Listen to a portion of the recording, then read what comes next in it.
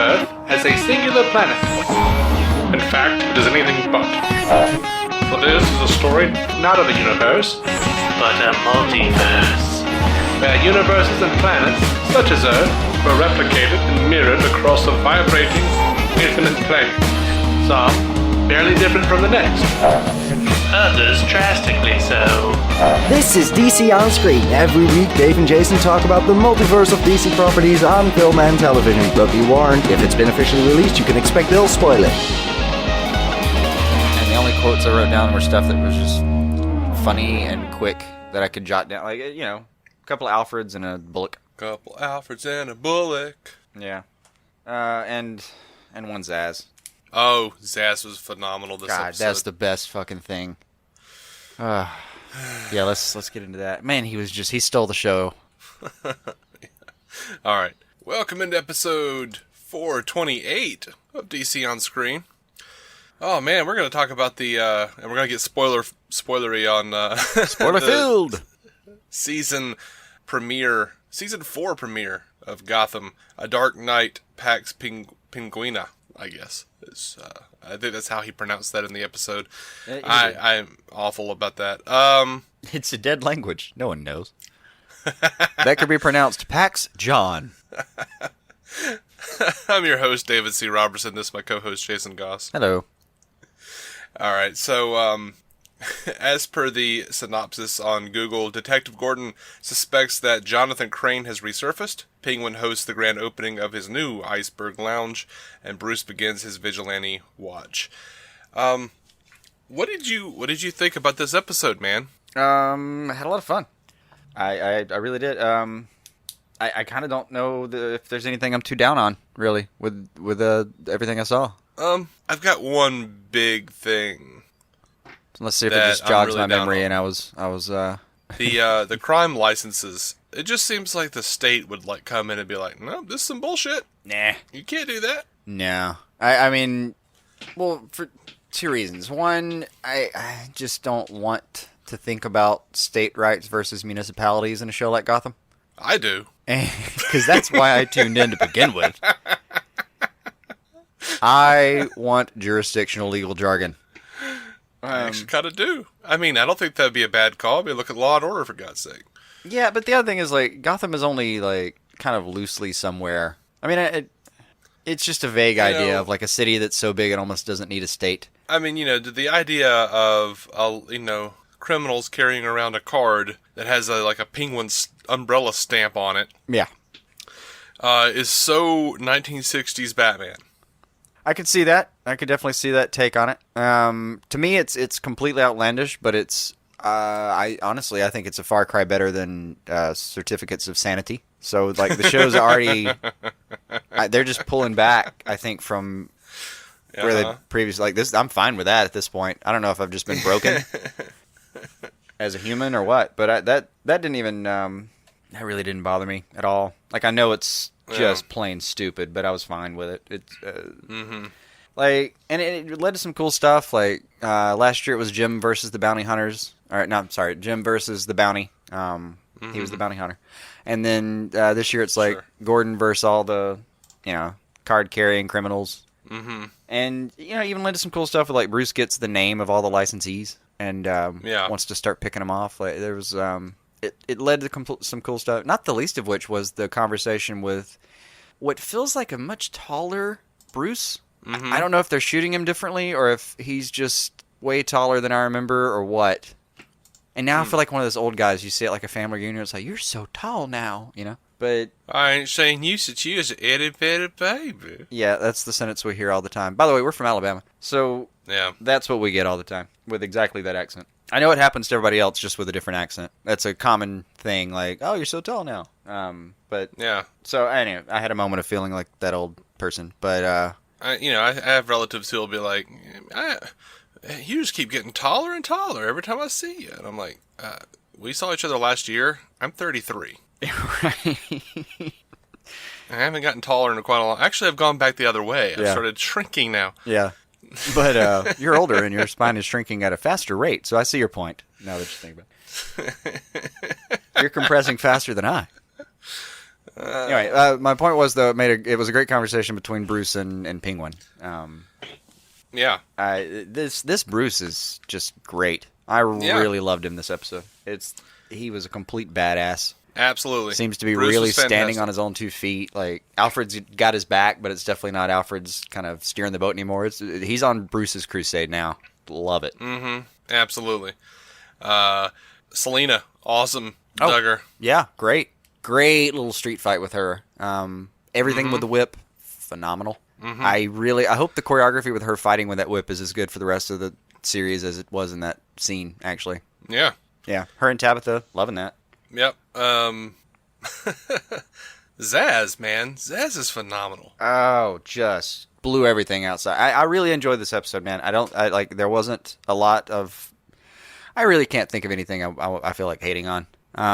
They got a little silly here and there, but who cares? It's Gotham. I expect it to get a little silly. I expect it to get way silly, and then I get a little disappointed. But this was just a little silly here and there, kind of fun, and I enjoyed myself. So, like, in an episode where I already enjoyed myself, they knocked it. Man, they knocked it out of the park with Zaz. This is I've never wanted him to stick around more than I wanted him this episode. Mm-hmm. When he said, "Is that pepperoni?" I lost my shit. I really did. Yeah. He's a fun character. He is. He's great. He's got like this easy, sleazy kind of confidence to him that they really nail. Like he walks into a room with however many people, and you just feel like he knows exactly how he would take every single one of them out in about 4 seconds. Mm-hmm. Which is always a lot of fun, just because badasses are fun to watch. But man, just the aloofness of his dialogue, so much fun. That does beg the question, what did you think of Michael Buscemi? Oh, God. He was maybe the funniest part that... Like, if there was any part that I kind of felt pulled me out of the episode, it was Buscemi Jr. Or as I was calling him in my head while I'm watching it, Teeny Buscemi. That's his brother, but yeah. I know. And I don't even know if that's his younger brother. It's just, that's how it came across to me. It probably would have to be. That was the only thing I thought was actually distracting, was how much that was Buscemi's brother. I did the thing where I kept looking at him and going, God, he looks familiar to me. But I can't, he's like, he looks like somebody I know, but he's just off somehow. And I was talking to Bethany, and she was like, oh, Steve Buscemi's brother. And I was like, oh, okay, yeah. Oh, no, I didn't even... Yeah. Something about it clicked immediately. Something about that accent. Something. I don't know, man. I took one look at this guy and, like, perked up and went, oh, my God, Steve Buscemi has a brother. And then, IMDb'd it while I'm watching. And sure enough, there he is. It was glaringly obvious. And, by the way, he didn't do a bad job. It was just really distracting that it was him. Mm-hmm. What did you think about the warden? Oh, the warden? The guy with the creepy smile? Yeah. The creepy pedo smile? Yeah, sure. He was all right. There was something weird about him. Like, I thought he was awful. And then, like, I was looking for who the actor was. And now that it is actually on IMDb now. It wasn't when, like, the night that it came out. But, I was looking at message boards and people were like, this guy deserves an Emmy. He's awesome. I'm like, what is happening? Did I miss something? How did that guy pop out of this episid? I mean, yeah, I remember him, but I don't remember him that well. Yeah, I mean, he was just kind of. I remember his choices were a little memorable. He did a good job. He just didn't stand out in this episode to me. Like, I'm happy going back to that cat, but if they go back to him, I'll watch it. I'm gonna watch it anyway. But I enjoy it. I have one better for you, or a better question, I think, or the next question. Okay, whatever. Penguin's haircut. How do you feel? It's gonna be better. Better? You feel better about this? Yeah, I've been hoping that he would progress beyond the Connor Oberst in a Tim Burton movie look for a long time. That was well put. Yeah. So that was well put. Well, it's like I think I'm remembering the name right. Robert Smith, was that his name? Man, I don't know. Singer of The Cure. Oh, I'm not the biggest Cure fan. I'd have to look that up. I'm sorry. I can't remember. But in any case, his spirit animal has Penguin's former hair. Yeah, I'm looking at him. Yeah, Yeah, Robert Smith. Was it Robert Smith? Okay. Thanks, South Yeah, Park, I for mean- drilling that into my head 12, 13 years ago. I don't know, man. He's got more of an Edward Scissorhands, Noel Fielding kind of vibe. Yeah, I know, but I figure his Spear Down will kind of change with the times a little bit, slick it down, shorten it. That's how things are going these days. Or Penguin on Gotham just kind of looks like a pineapple. He does sometimes look like a pineapple. Like someone shellacked the top of a pineapple and just peeled it down over the face. Yeah. Yeah, I could see that. But the Tim Burton paradigm is still present. Yeah. Yeah. Anyway, that was a vast improvement. Also, Penguin holding up this season so far. All of one episode absolutely. in. He's terrifying, intimidating. I like this new union situation he's got going on.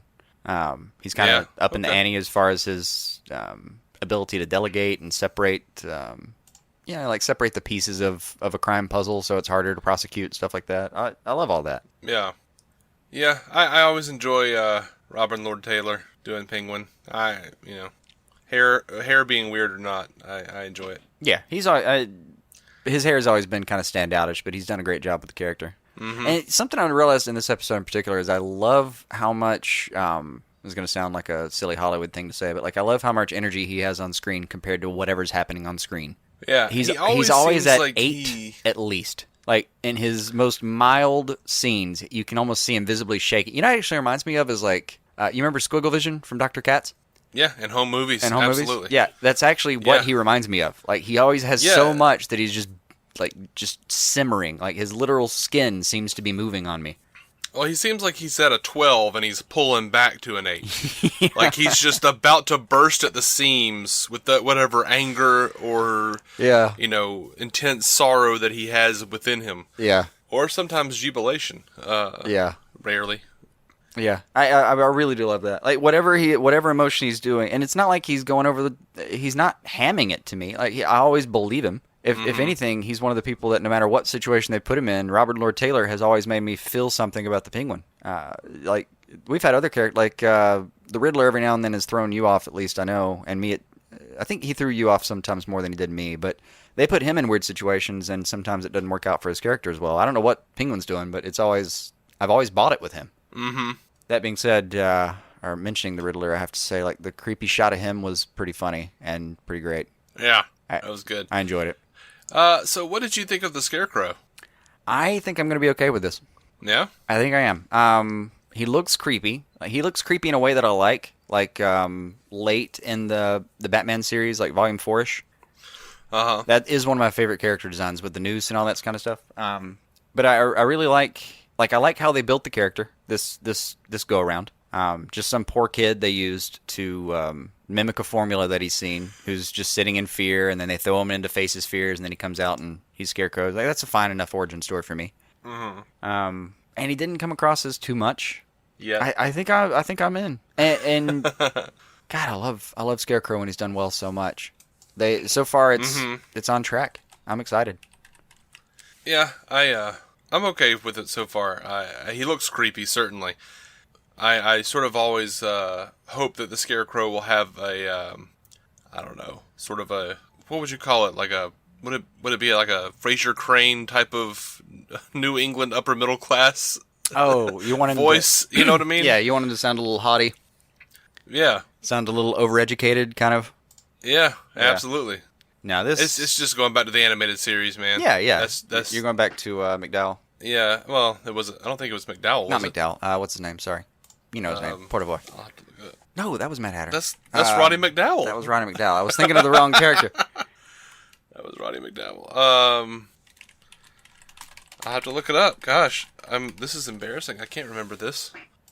I mean, I know Jeffrey Combs was Scarecrow, and when it comes back to the new Batman adventures, Henry Pollock II. I would have never remembered that. No, there's no chance. Well, hey, we all can learn through our embarrassment of not being able to remember a character from a show that apparently started 25 years ago. I remember everybody else's voice. No, we don't. No, we don't. But yeah, we got there through the remedies of the internet. Now here's one of the all right. Maybe the coolest thing, or the thing that made me kind of giddy in the episode. Mm-hmm. Bruce just vanishes on Gordon. That was phenomenal, wasn't it? That was fantastic. Even like I watched this with my wife, and even she went, "Oh yeah, like Batman. That's cool." I was over there smirking, just so happy with myself. Yep, our first time for him, you know. Yeah.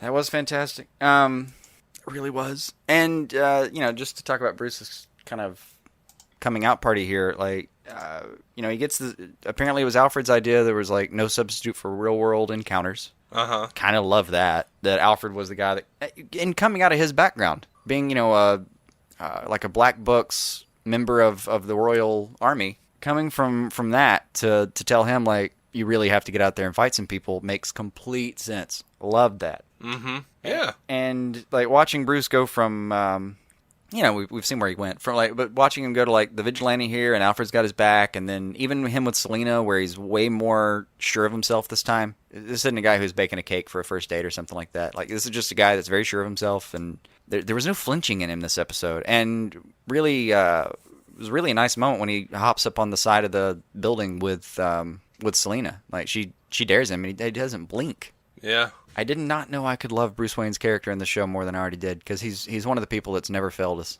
But well, it's easy to do, because there was a big mat right there and a green screen, so it didn't look scary, Yeah, but I still couldn't do it, because that's at least 2.5 feet off the ground that he was standing on. Yeah, I can't get on the third rung of a ladder without freaking out. Yeah, so I still have major respect for even David, as opposed to Bruce. Yeah. I mean, he is. He's a phenomenal actor, man. He's really good. Yeah, and they wrote the crap out of him in this episode. They gave him some great moments, and he completely filled that ticket, I think. And it got us this wonderful line from Alfred that says, like, why can't you just go to the cinema like normal teenagers? Right. Oh, good stuff on that one. Yeah. I don't know how All right, much- what else are we missing? I don't know what. Oh, one good Harvey line that I'm hoping kind of.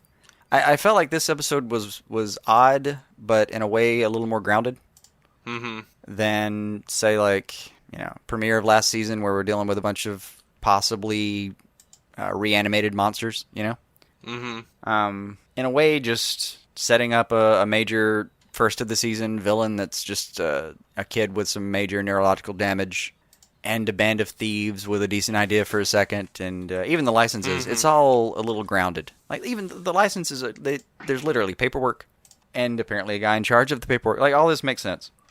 And it feels like they're going a slightly different way than they did before. But I'm hoping this line from Harvey where he says, he's dead. Not that matters in this town anymore.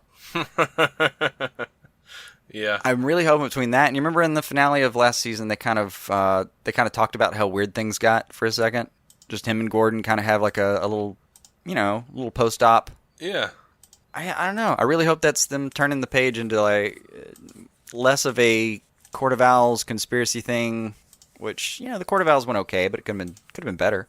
Yeah. And combined with all the monsters, it was just a lot going on, and a lot of it involved almost just a fair amount of, fair amount of magical thinking and stuff like that. This seemed a little more grounded. Might be a lot more fun to just try kind of what the show actually told us they were going to do in the first place, like Jim and Bruce Wayne versus some dudes and some punching. Let's try that for a second, see how it works out. Okay. I can, yeah. I had forgotten. Gosh, I'd even forgotten about the Court of Owls, man. That story wore on me. I wasn't the biggest fan of that one. It did. It did some justice to the story, but being that like Court of Owls is what, like a 3 or 4 volume trade paper? I mean, it's huge. It's a giant story, and they got some of it in there, and it's nice to see it portrayed, but it didn't do. I mean, it really didn't do justice completely to what was there. I mean, I'm not trying to be like one of those, the book was better kind of guys. I just felt like they could have taken a couple themes a little further. Yeah, but it's okay to be the book was better guy, but when it's true. I mean... Yeah, but like the book is always going to be just like unabashedly better. True. Well, the book is almost always going to be better. Yeah, almost. But, it's just they just grabbed hold of the most boring aspects of the owls to me. And the few really good things they grabbed, they just kind of somehow winnowed it down to something boring. Yeah, they did. It's if I put it this way, it's like they distilled it, and it was just a little impure when they were done.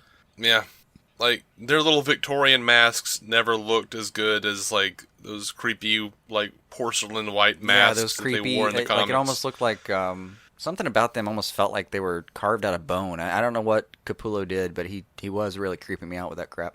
Yeah, and plus they always kind of drew the court members as somewhat, they almost looked undead, you know, the way they drew their arms and their hands. I can see that. Of course, that would make sense, you know, since all the Talons were Undead. basically dead folks. Yeah. But they took that concept and made it like, they're just a dude in a mask.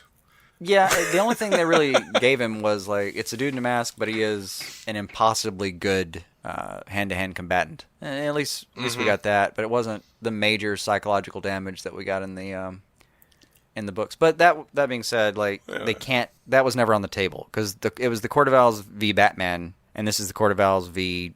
a Bruce Wayne that doesn't even know he wants to be Batman yet. So a lot of that was never even in consideration. I don't know, but I don't know. You know, whatever. But that's not what's even going on in this episode. Nah. So, I'll tell you, there's. I mean, I think I'm about out of stuff, I suppose. But yeah, there was a nice moment with Bullock where, like, early in the episode, Bullock is kind of willing to play like, look, crime's down, man. We can make this, like, this isn't so bad, is it? And like, that was a nice. It was a nice kind of philosophical discussion about, you know, what are you willing to put up with to keep a certain thing, ends and means and all that. And there's a point late in the episode where, like, Gordon storms off to, you know, face injustice, come what may, I suppose. And Bullock just looks at him like, I hate being this guy's friend, and then storms right after him. yeah. They've done a wonderful job of keeping that relationship. Like, from the moment those two met, it's been, I'm going to respect the hell out of this guy, but he's going to be a pain in the ass. Yeah. And like, we're fire me, Harvey. Don't tempt me. Yeah. I mean, we're half a decade into this story in our personal lives, and it's just, that hasn't changed a bit. Yeah. Oh, I do always like the Jim and Bullock dynamic. They're fantastic. Last thing I think I maybe had, Bruce getting arrested. Yeah? Well, not getting arrested, but Bruce in danger of being arrested. Yeah, that was, did they leave that as a cliffhanger for the next episode? That's kind of... Is that what happened? That's kind of where it is. It's basically, oh crap, you know? Yeah, I didn't remember a wrap-up to that. No, there's not really a wrap-up to that. But it's kind of a cliffhanger. We'll see where that goes. But it's kind of nice that they dug right into him being a vigilante.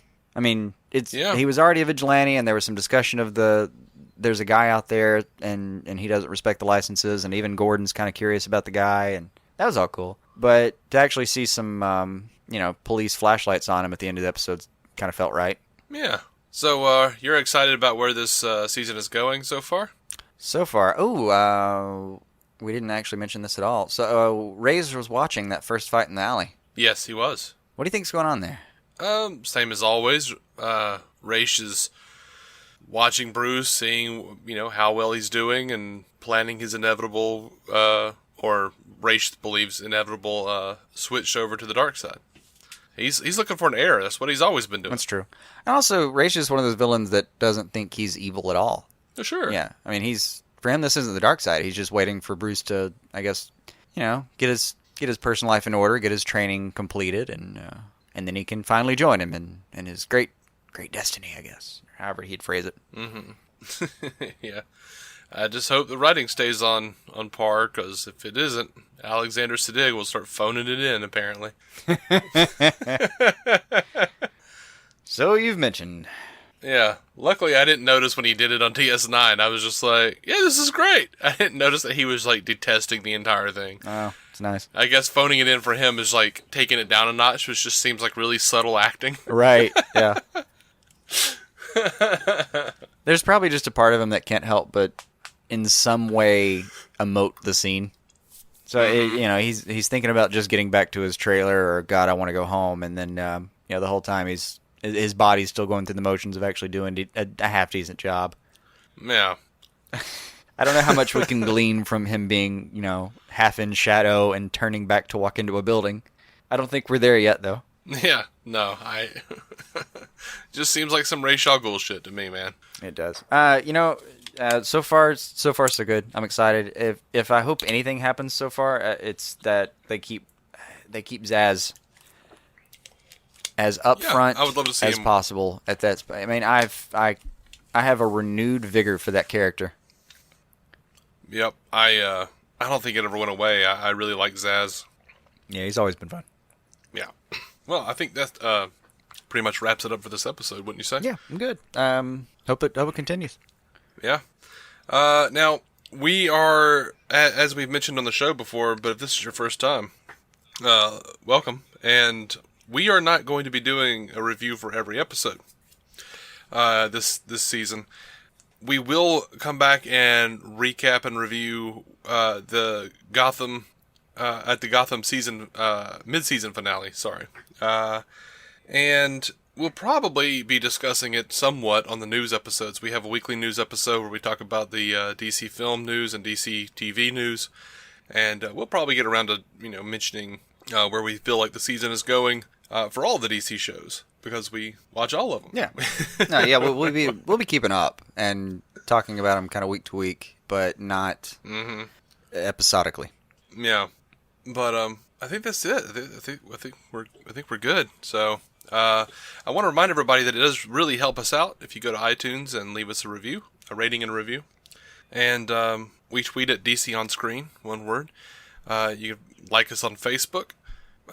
Proud members of the Giant Size Team Up Network, and we'll be back in a couple of days with news for the for the movies and the television. I don't know why I can't talk today. My brain is gone. Oh, hey, long-time listeners of the show will say, like, no, you're always this shitty, Dave. No, this is what we do. This is what we do. We do it proudly, even though we shouldn't. I don't know what you're saying there. Are you saying that I'm just shitty all the time and that's what we do? I'm saying we constantly fail ourselves and our listeners. Oh, well. But that's nothing new. It's basically part of our intro. Yeah, if you have strong feelings about that, call us 205-259-6331. Leave us a voicemail. We'll leave it on the show. If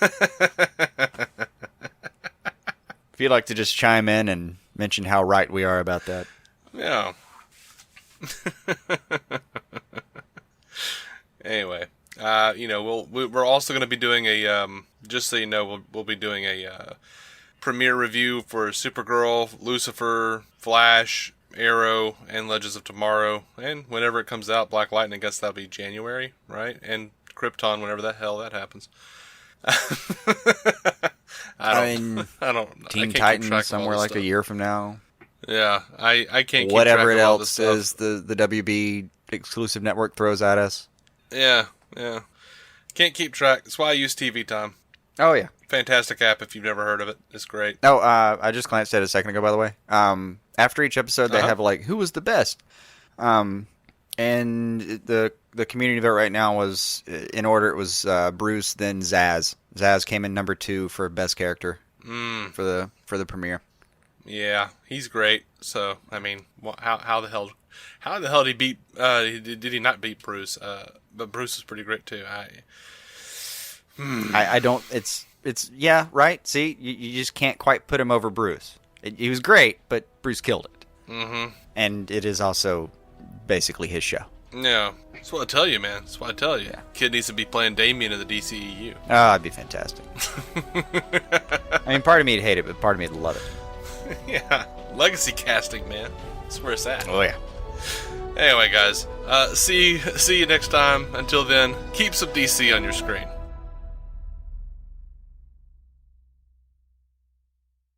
Our opening narration was from Dan Jurgens' The History of the DC Universe, Part 3 of 10, as featured in DC 52, Week 4.